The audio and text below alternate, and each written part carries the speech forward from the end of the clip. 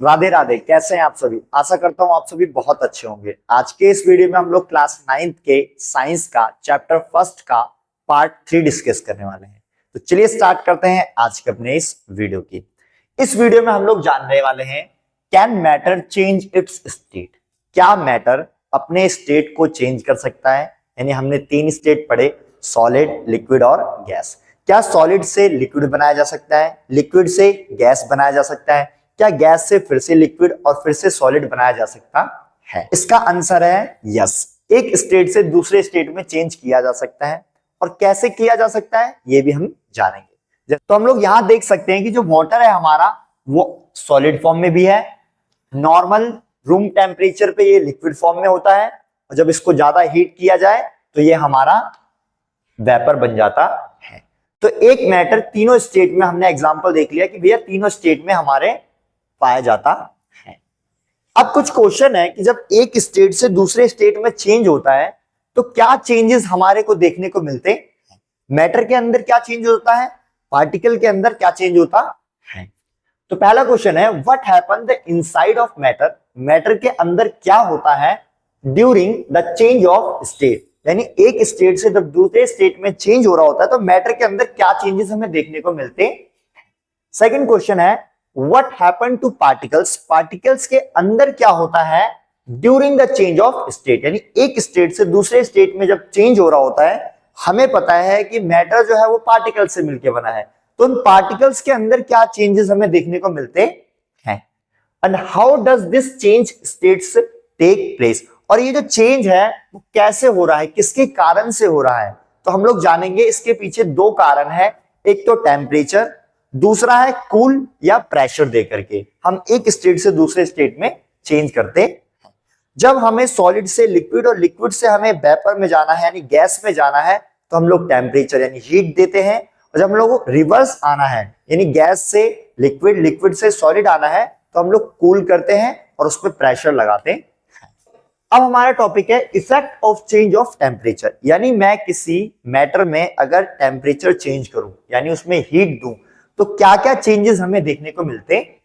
तो पहला है on the increasing the temperature. जब हम टेम्परेचर इंक्रीज करते हैं of solid the kinetic energy of particle increase. यानी किसी सॉलिड को हम जब हीट देते हैं तो सॉलिड पार्टिकल से मिलकर बना है तो उसके पार्टिकल्स के बीच में जो काइनेटिक एनर्जी है वो इंक्रीज हो जाता है।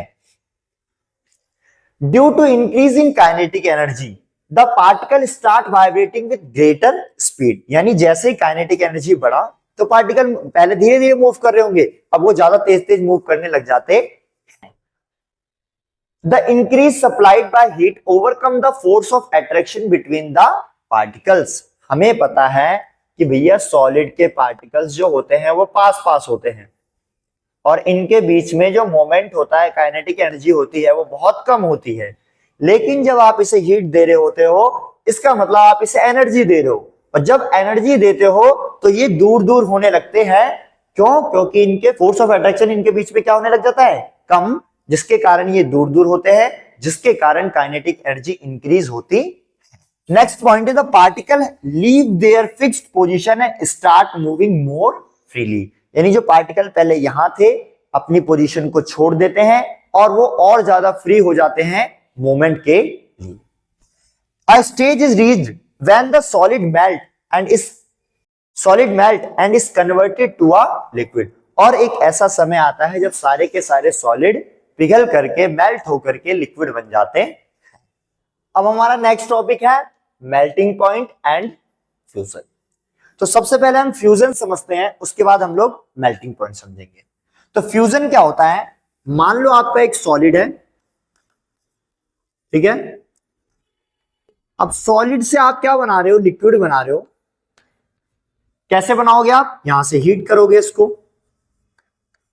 तो जब ये हीट आएगा, जब इसको हीट मिलेगा तो ये धीरे धीरे सॉलिड से क्या बनेगा, लिक्विड। तो इसी प्रोसेस को, इसी प्रक्रिया को कहते हैं हम लोग फ्यूजन। यानी सॉलिड से लिक्विड बनाने की प्रक्रिया को हम लोग कहते हैं फ्यूजन। अब मेल्टिंग पॉइंट क्या होता है? तो देखो, जब आप सॉलिड से लिक्विड बना रहे होते हो तो आप हीट देते हो। क्या देते हो? हीट। अब क्या है, आप जैसे हीट दोगे तो आप जैसे ही हीट दिए क्या वैसे ही आपका लिक्विड बनने लग जाता है? तो आंसर है नहीं। आप हीट दोगे, धीरे धीरे गर्म होगा, गर्म होगा, गर्म होगा, गर्म होगा, एक टेम्परेचर ऐसा आएगा जिस पे ये पिघलना स्टार्ट हो जाएगा। यानी आपने हीट दिया शुरुआत में, गर्म हुआ, गर्म हुआ, गर्म हुआ, गर्म हुआ, जब बहुत ज्यादा गर्म हो गया तब जाकर के ये पिघलना स्टार्ट होता है, मेल्ट होना स्टार्ट होता है। तो वो टेम्परेचर जिस पे कोई सॉलिड मेल्ट होना स्टार्ट हो जाए, उस टेम्परेचर को हम लोग कहते हैं मेल्टिंग पॉइंट। जैसे मान लो मैं इसको हीट दे रहा हूं, इसका मेल्टिंग पॉइंट है 100 डिग्री सेल्सियस। तो होगा क्या, जब मैं इसको हीट दे रहा हूं तो पहले 0 आएगा, 10 होगा, 0 होगा, 10 होगा, 20 होगा, ऐसे करके 50, 80, 90, 99 और 100। जैसे 100 डिग्री सेल्सियस आया, अब पिघलना स्टार्ट। अब होगा क्या, एक मजे की बात, कि जैसे हम 100 डिग्री पे आया, अब टेम्परेचर इंक्रीज नहीं होगा। अब आप कितना भी इसको हीट कर लो, अब इसका टेम्परेचर इंक्रीज नहीं होगा। 100 है तो 100 ही रहेगा, जो भी उस सॉलिड का मेल्टिंग पॉइंट होगा उतना ही रहेगा। ठीक है, तो अब आप कहोगे ऐसा क्यों? इस टॉपिक को हम लोग अगले स्लाइड में समझेंगे। सभी मैटर का जो मेल्टिंग पॉइंट होता है वो अलग अलग होता है। जैसे हम बात करते हैं आइस का, तो आइस का मेल्टिंग पॉइंट बहुत कम है, 273 केल्विन, यानी 0 डिग्री सेल्सियस, यानी 0 डिग्री पे ये पिघलना स्टार्ट हो जाता है। वैसे ही आप कोई और मेटल ले लो तो उनका बहुत ज्यादा होता है, डायमंड हो गया और ज्यादा हो गया, तो सभी का मेल्टिंग पॉइंट डिफरेंट डिफरेंट होता है। अब एक बहुत इंटरेस्टिंग क्वेश्चन है जो कि हमने थोड़ा बहुत पहले स्लाइड में हमने डिस्कस किया है, बाकी समझते हैं। व्हेन अ सॉलिड मेल्ट, जब एक सॉलिड पिघलता है, its temperature remain the same, यानी उसका टेम्परेचर सेम रहता है। मैंने कहा कि वो 100 डिग्री सेल्सियस है तो 100 डिग्री ही रहेगा। Where does the heat energy go, यानी जो हम हीट दे रहे हैं वो हीट जा कहां रही है? शुरुआत में टेम्परेचर बढ़ रहा है, बट उसके बाद वो जो हीट एनर्जी हम दे रहे हैं वो जा कहां रहा है? यही क्वेश्चन पूछ रहा है। तो भैया उसके बाद वो जो एनर्जी है वो कहां जा रहा है? फिर से देखो, ये आपका सॉलिड है, मैं इसको हीट कर रहा हूं, ठीक है, अब इसको मैं लिक्विड बना रहा हूं, ठीक है, अब मैं इसको हीट कर रहा हूं, ये इसका मान लो मेल्टिंग पॉइंट है 100 डिग्री सेल्सियस। अब 100 डिग्री पे ये आ गया, अब टेम्परेचर बढ़ना बंद। जो भी हीट दे दो, जितना हीट दे दो, 100 है तो 100 ही रहेगा, जब तक पूरा का पूरा सॉलिड, पूरा का पूरा लिक्विड ना बन जाए। जैसे ही पूरा का पूरा लिक्विड बन गया, तब टेम्परेचर राइज होना स्टार्ट हो जाएगा। अब क्वेश्चन पूछ रहा है, जो ये हीट एनर्जी जा रही है वो कहां जा रही है? तो भैया आपको पता है सॉलिड के जो पार्टिकल, हर चीज पार्टिकल से मिलकर बना है, तो उसके पार्टिकल्स क्या होते हैं? पास पास होते हैं। सॉलिड होने का मतलब ही क्या है कि भैया इसके पार्टिकल्स बहुत पास पास हैं, इनके बीच में फोर्स ऑफ अट्रैक्शन बहुत ज्यादा है। तो जो आप हीट प्रोवाइड कर रहे हो, जैसे ही इसको हीट मिला, पहले एक क्वेश्चन पूछता हूं, क्या मैं जब जैसी मेल्टिंग पॉइंट पे आया, क्या सारे के सारे सॉलिड एक बार में लिक्विड बन जाता है? तो आंसर है नहीं। धीरे धीरे थोड़ा थोड़ा सॉलिड थोड़े थोड़े लिक्विड में कन्वर्ट होता है। इस तरीके से फाइनल एक रिजल्ट आता है कि पूरा का पूरा लिक्विड में बदल गया। अब जो आप हीट दे रहे हो वो क्या हो रहा है कि इन पार्टिकल्स तक पहुंच रही है, इन पार्टिकल का फोर्स ऑफ अट्रैक्शन कम हो रहा है और ये धीरे धीरे लिक्विड में बदल रहे हैं।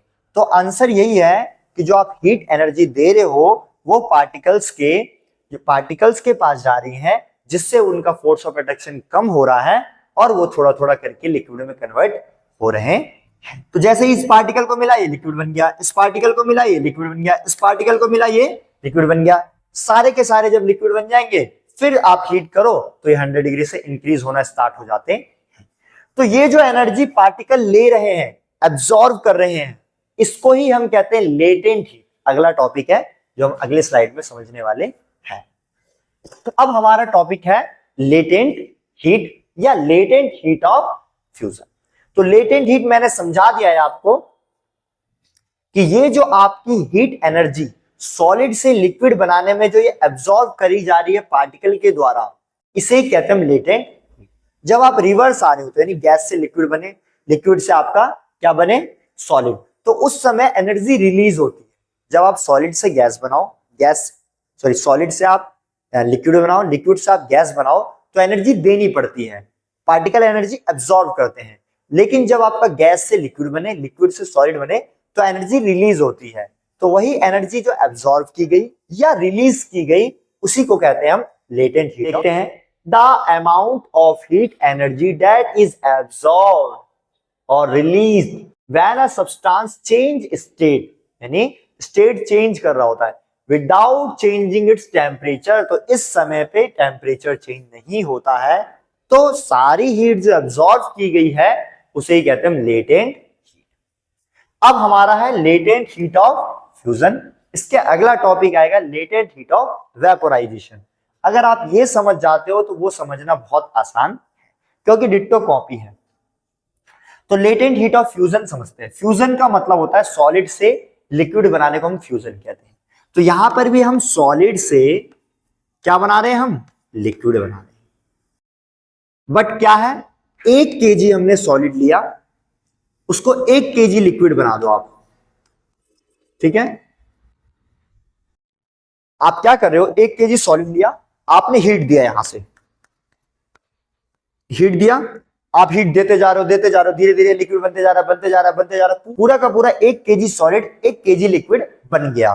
तो आपने यहां पर जितना भी हीट दिया है, यानी जितनी भी आपको हीट की क्वांटिटी लगी है, उसी क्वांटिटी ऑफ हीट को हम लोग कहते हैं लेटेंट हीट ऑफ फ्यूजन। यानी फिर से समझ लेते हैं, 1 kg सॉलिड को 1 kg लिक्विड बनाने में जितनी हीट एनर्जी लगी है, उसी को कहते हैं latent heat of fusion. Hope आपको ये समझ आया होगा। अगला टॉपिक है हमारा बॉइलिंग पॉइंट। तो बॉइलिंग पॉइंट क्या होता है, जैसे मेल्टिंग पॉइंट होता है वैसे ही हमारा बॉइलिंग पॉइंट है। मेल्टिंग पॉइंट में क्या होता है, वो टेम्परेचर जिस पे कोई सॉलिड लिक्विड बनता है, उस टेम्परेचर को हम लोग कहते हैं मेल्टिंग पॉइंट। वैसे ही वो टेम्परेचर जिस पे कोई लिक्विड गैस बने या वेपर बने, उस टेम्परेचर को हम लोग कहते हैं boiling point of that liquid. फिर से, आपका ये लिक्विड है, आपको इसको हीट कर रहे हो, धीरे धीरे टेम्परेचर बढ़ेगा बढ़ेगा बढ़ेगा। अब ये लिक्विड से क्या बनने लग गया, गैस बनने लग गया। तो वो टेम्परेचर, जिस टेम्परेचर पे कोई लिक्विड गैस में कन्वर्ट होने लग जाए, उस टेम्परेचर को कहते हैं हम लोग बॉइलिंग पॉइंट। अब वही टॉपिक है latent heat of vaporisation. Vaporisation मतलब लिक्विड से गैस बनने की प्रक्रिया को कहते हैं हम लोग वेपोराइजेशन। तो यहां पर क्या है, समझते हैं फटाफट। तो भैया वैसे ही है, 1 kg हमने लिया लिक्विड को किस में कन्वर्ट कर दिया हमने, 1 kg हमने गैस में बदल दिया। तो जितनी हमारी हीट एनर्जी लगी है, उस हीट एनर्जी की क्वांटिटी को कहते हैं हम लोग लेटेंट हीट ऑफ वेपोराइजेशन। कैसे लिखोगे, 1 kg लिक्विड को 1 kg गैस या वेपर बनाने में जितनी एनर्जी लगी है, उस एनर्जी को कहते हैं लेटेंट हीट ऑफ वेपोराइजेशन। बात करते हैं बॉइलिंग पॉइंट जो हमारा वाटर का क्या होता है, तो 373 केल्विन, जो कि 100 डिग्री सेल्सियस, यानी सेल्सियस में लिखोगे तो आपका 100 डिग्री सेल्सियस होता। अब हमारा एक बहुत इंटरेस्टिंग क्वेश्चन है जो कि पेपर में हमें देखने को मिलता। क्वेश्चन ये कह रहे हैं कि आपका क्वेश्चन ये कह रहे हैं खौलता हुआ पानी लो, मतलब एकदम आप पानी हीट कर रहे हो, पूरा पानी गर्म है, अब वो गलती से आपके हाथ पे या बॉडी के किसी पार्ट पे पड़ गया, ठीक है, एक कंडीशन ये है। दूसरी कंडीशन कह रहा है कि पानी खूब उबल रहा है, और पानी, अब इस बार पानी आपके बॉडी पे नहीं लगा है, पानी का भाप आपकी बॉडी पे लगा है। तो अब दोनों में से किसमें ज्यादा जलन होगा, किसमें आपको ज्यादा पेन महसूस होगा। फिर से देखो, ये पूरा का पूरा लिक्विड है, खूब गर्म है, या आपके हाथ पे पड़ गया, बॉडी के पार्ट पे पड़ गया। और दूसरे केस में इसमें से जो भाप निकल रही है, वो भाप आपकी बॉडी पे लग गया। तो बताओ इसका आंसर आप लोग कमेंट में कि इसमें या इसमें ज्यादा जलन किसमें होगी आपको। अगर आपको इसका आंसर पता है तो भी आप कमेंट में लिखें, नहीं पता है तो भी आप तुक्का लगा सकते हैं कि भैया ये आंसर होगा। बाकी मैं तो इसका आंसर भी बताऊंगा, फिर आप बताना कि आपका आंसर सही है या गलत है। तो देखो इसका आंसर है कि मान लो ये जो स्टीम है और ये आपका हॉट वाटर है, तो ये जो स्टीम है, अगर भाप आपको लगता है तो हॉट वाटर से आपको ज्यादा जलन होगा। यानी आपका अगर भाप लग जाए तो आपको ज्यादा पेन होगा आपके गर्म पानी के। अब आप कहोगे ऐसा कैसे, मतलब गर्म पानी पड़ जाए तो ज्यादा होना चाहिए, भाप से कैसे ज्यादा हो जाएगा। तो भैया देखो ये भाप बना कैसे, आप यहां से इसको हीट दे रहे हो, ठीक है। अब आपने इसको हीट दिया, इसके पार्टिकल अभी तक लिक्विड है और इसके पार्टिकल वेपर बन चुके हैं, तो भैया ये जो हीट लेकर के यानी हीट एनर्जी लेकर के ही तो वेपर बन रहा है, तो केस स्टीम में ज्यादा हीट एनर्जी होगी या वाटर में? तो भैया स्टीम में जो हीट एनर्जी होगी वो क्या होगी? ज्यादा होगी in comparison to hot water. जब इसके पास ज्यादा एनर्जी है तो ये जब आपकी बॉडी पे लगेगा तो ज्यादा आपको पेन होगा। इसके पास अभी एनर्जी क्या है? कम है, क्योंकि अभी ये लिक्विड फॉर्म में ही है, इसीलिए आपको जो ज्यादा दर्द होगा वो स्टीम में। होप आपको ये क्वेश्चन समझ आया होगा। अब हमारा टॉपिक है सब्लिमेशन एंड डिपोजिशन। सब्लिमेशन क्या है? देखो अभी तक हमने क्या किया था, सॉलिड से लिक्विड बनाया, लिक्विड से हमने गैस बनाया। अब हम लोग क्या करने वाले हैं, सॉलिड से डायरेक्ट क्या बन जाए, गैस, या सॉलिड से डायरेक्ट गैस, या गैस से डायरेक्ट सॉलिड, लिक्विड इस फॉर्म में नहीं बने। यानी कुछ ऐसे मटेरियल्स हैं जो डायरेक्ट सॉलिड से गैस बनते हैं और गैस से या तो क्या बनेंगे, सॉलिड, लिक्विड नहीं बनते किसी भी कीमत पे। तो ऐसे प्रोसेस को हम लोग कहते हैं सब्लिमेशन। अब आप कहोगे कौन से ऐसे मटेरियल है, नाम बताओ। तो भैया आपका पहला मटेरियल है नेप्थलीन की गोली। क्या है? आपने नेप्थलीन बाथरूम वगैरह में देखा होगा, या कभी आप गांव जाते हो, हम लोग जहां कपड़े वगैरह रखते हो वहां यूज करते हैं ताकि कोई कीड़े मकोड़े ना लगे। तो वो क्या होता है, वो डायरेक्ट सॉलिड से क्या बनता है, वेपर बनता है, गैस बनता है, लिक्विड नहीं बनता। अगर वो लिक्विड बनेगा तो उस जगह पे वो निशान छोड़ देगा, तो वो लिक्विड नहीं बनते हैं। और हमारा क्या है ऐसा, तो भैया हमारा कपूर है, घरों में जो यूज करते हो, कपूर को आप जलाओ तो डायरेक्ट सॉलिड से क्या बनता है, वो गैस बनता है, वो लिक्विड नहीं बनता है। अब आप कहोगे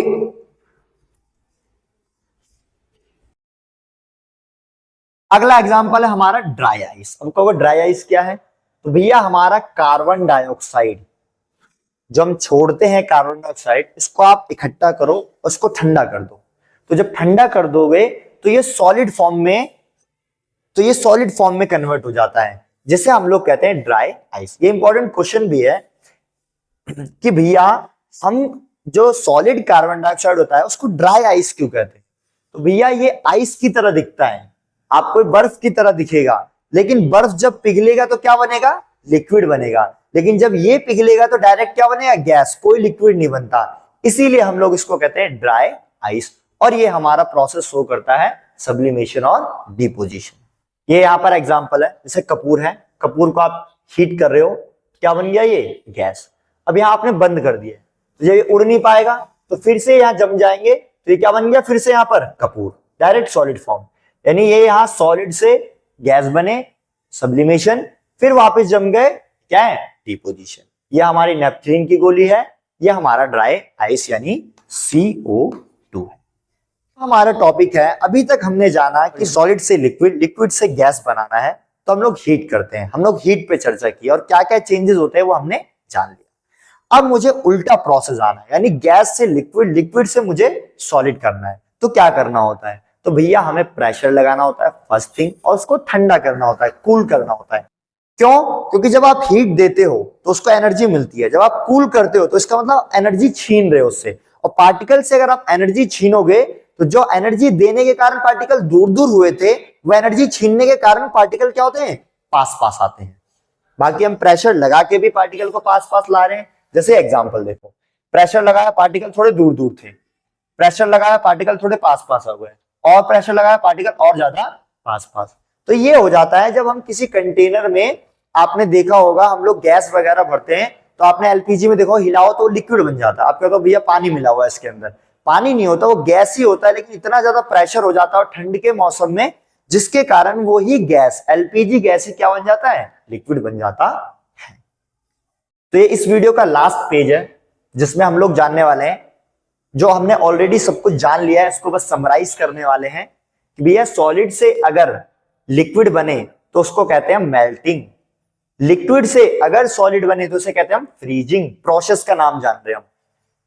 सॉलिड से गैस बने तो हम लोग कहते हैं सब्लिमेशन, गैस से सॉलिड बने डायरेक्ट डिपोजिशन, लिक्विड से हमारा गैस बने तो हम कहते हैं इवेपोरेशन, जो इसको अभी हम अच्छी तरीके से पढ़ने वाले हैं अगले वीडियो में। और लिक्विड से और गैस से वापस लिक्विड बने, इस प्रोसेस को कहते हैं हम कंडेंसेशन।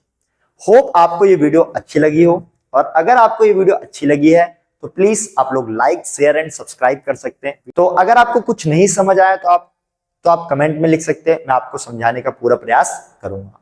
मिलते हैं अपने नेक्स्ट वीडियो में। राधे राधे।